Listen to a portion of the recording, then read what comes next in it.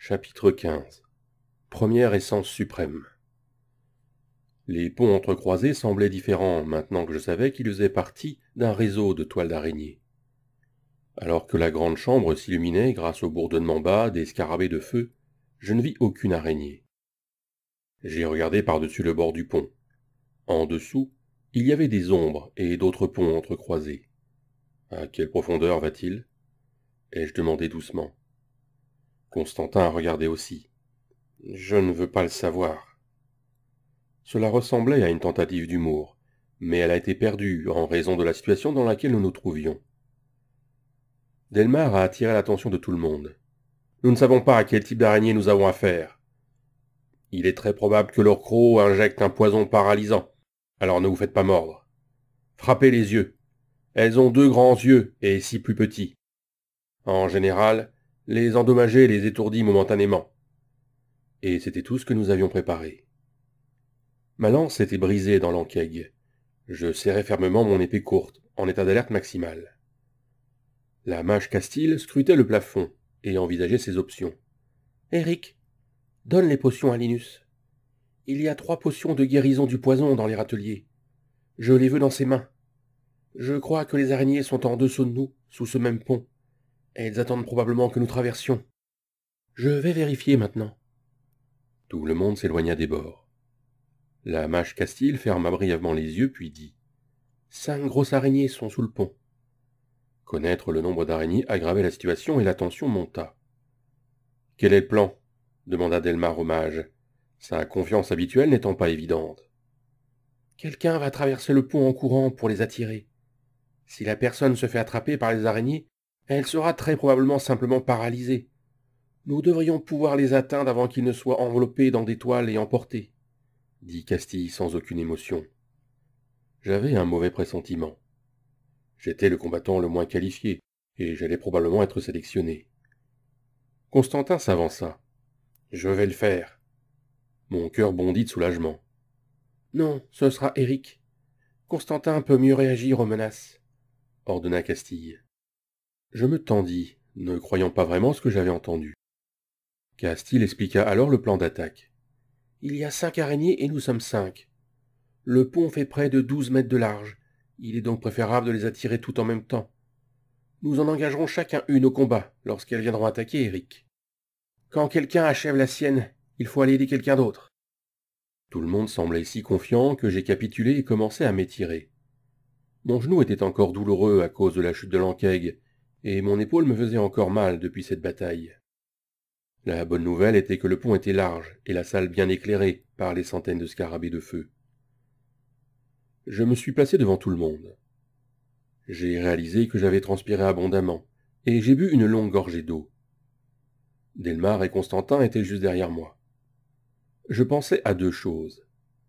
La première était que ma montée d'adrénaline avait fait disparaître toutes mes douleurs, et la seconde était que le secret soit damné. Si j'avais besoin d'utiliser mon espace dimensionnel pour tuer une araignée, je n'hésiterais pas.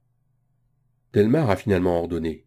« Marche jusqu'à ce que tu vois la première, puis cours aussi vite que tu peux. » J'ai hoché la tête et j'ai avancé. Le pont est rapidement devenu collant sous mes bottes, comme si je marchais sur du soda séché dans une salle de cinéma. J'ai supposé que c'était une vieille toile à la surface qui provoquait ce bruit. Le pont de pierre a commencé à vibrer.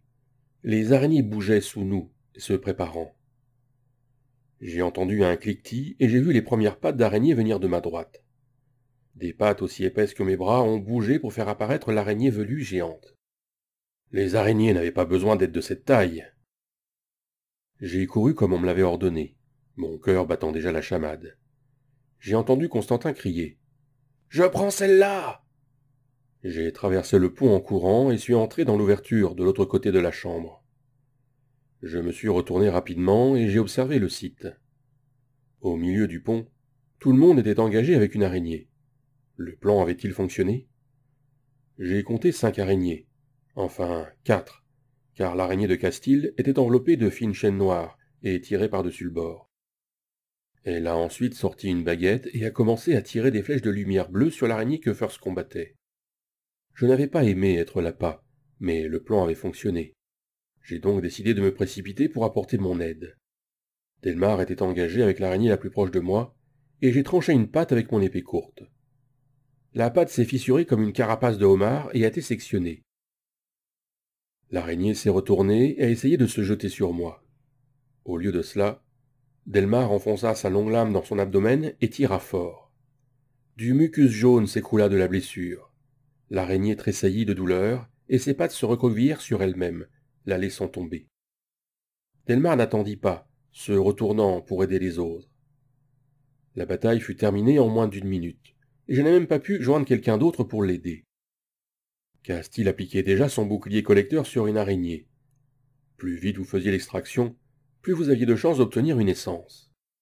Il n'y avait que 4 araignées, car Castille avait jeté la sienne par-dessus bord, mais chacune donna une essence.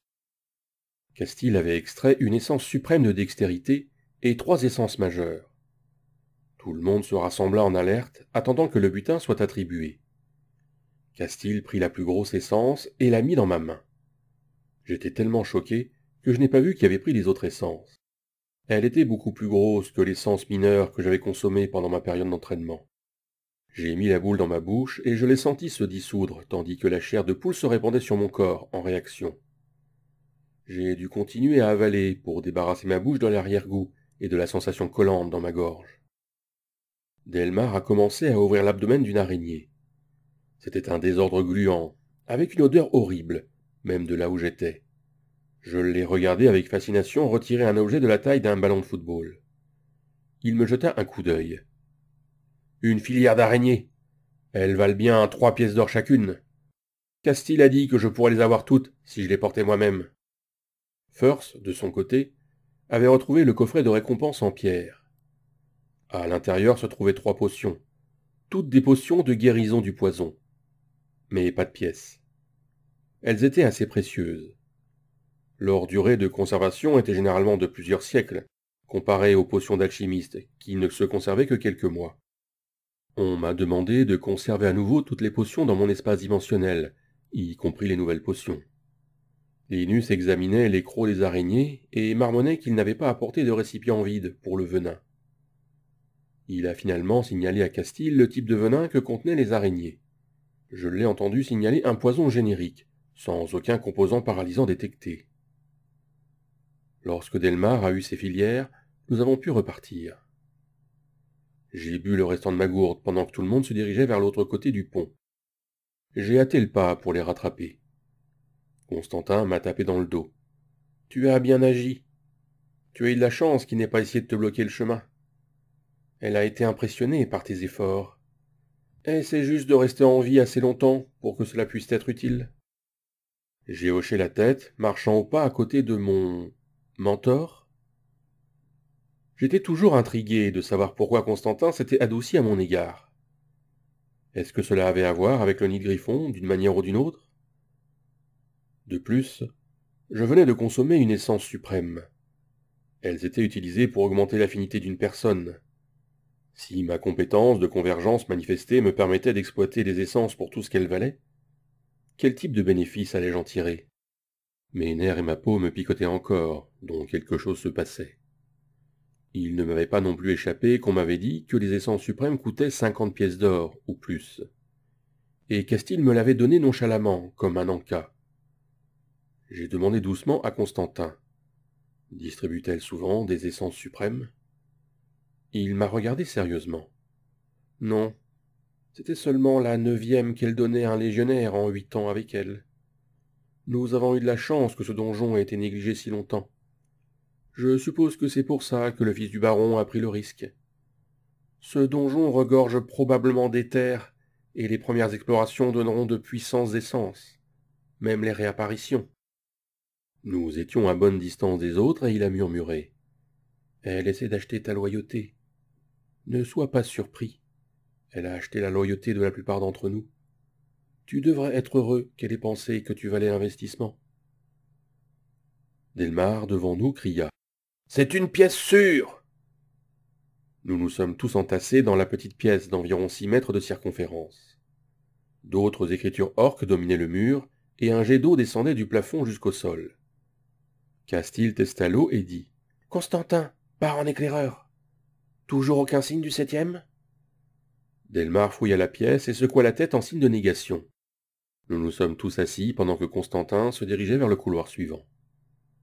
Nous n'avions combattu que lors de 2 courtes batailles, mais tout le monde semblait épuisé par ces affrontements à mort. Delmar laissa tomber son sac à dos malodorant à côté de moi. « Porte-le pour moi, et je te donnerai une pièce d'or. » Il m'avait dit que les 4 filières valaient 12 pièces d'or, et il ne m'en offrait qu'une. Je voulais cependant rester dans ses bonnes grâces. « Paiement d'avance, » dis-je avec insolence. Il fronça les sourcils, mais sortit la pièce qu'il avait reçue pour l'enquête. Je l'envoyai dans mon espace dimensionnel avec l'autre. Je devenais riche.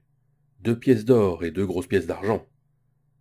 Les filières étaient lourdes, mais je pensais que je n'aurais à les porter que jusqu'à ce que nous retournions aux chevaux.